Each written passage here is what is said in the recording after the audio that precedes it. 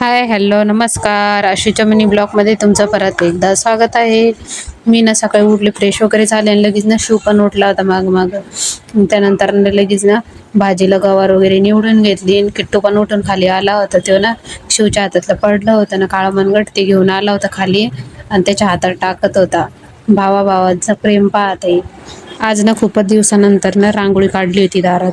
खूपच भारी वाटत होतं. मला काही रांगोळी येत नाही, तरी पण ना छोटीशी अशी रांगोळी काढली होती. आणि त्यानंतर ना टरबूज आणलं होतं रात्री, तर मग काय ते टरबूज खात होते आणि किट्टूला खाऊ घातलं. सकाळी सकाळी ना खूपच जास्त भूक लागते, त्यामुळे का अंडे पण बॉईल केले होते. आता ना चहा बंद केला म्हणल्यावर ना अंडे खाऊन घेते 2. किट्टूसाठी एक बॉईल केला होता आणि माझ्यासाठी 2. मग काही अंडे वगैरे खाल्ले आणि लगेच ना झाडू वगैरे मारून घेतले. आज काही शूट जास्त नव्हतं केलं. शिव ना आज खूपच जास्त रडत होतं. त्याला काय झालं होतं काय माहित, त्यामुळे ना जास्त काही शूट वगैरे केलं नाही आणि लगेच जेवण वगैरे करून घेतलं.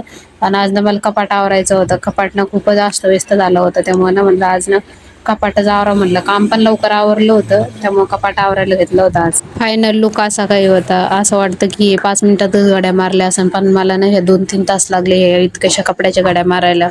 त्यानंतर ना चालले होते लग्नाला. आज ना माझ्या बहिणीचं लग्न होतं, म्हणजे माझ्या मामाच्या मुलीचं लग्न होतं आणि मला पण लग्नाला जायचं होतं. पण काही शिवमुळं काही जमलं नाही. ते खूपच लहान आहे आणि लग्न पण दुपारचं होतं, त्यामुळे काही जमलं नाही. मावं म्हणे की तू घरीच बस म्हणे, त्यामुळं काही तेच गेले लग्नाला. आणि दुपारीनं झोपीतून उठला होता किट्टू आणि किट्टूला ना गोळा खायचा होता, त्यामुळे तो गॅलरीतूनच पाहत होता. त्यानंतर ना ती भैया खाली थांबली होती. मग काही मी खाली आले आणि लगेच ना किट्टूला गोळा घेऊन दिला. किट्टू ना गोळ्याला पाहून ना खूपच जास्त खुश झाला होता. आंघोळ घालून ना शिवला पण संध्याकाळी झोपू लावलं. संध्याकाळी ना त्याला आंघोळ घातल्यावरच तो पटकन झोपतो. आणि किट्टूचं पण चालू होतं खेळणं. म्हणलं आता ना पटकन ना काहीतरी बनवून घ्यावं. अहो काही जेवणार नव्हतं काय, मग माझ्यासाठीच स्वयंपाक करायचं होतं, त्यामुळे ना सकाळच्या पोळ्या तशाच पडल्या होत्या. अहो काही जेवले नव्हते, मग काय त्याचेच पोळे बनवून घेतले.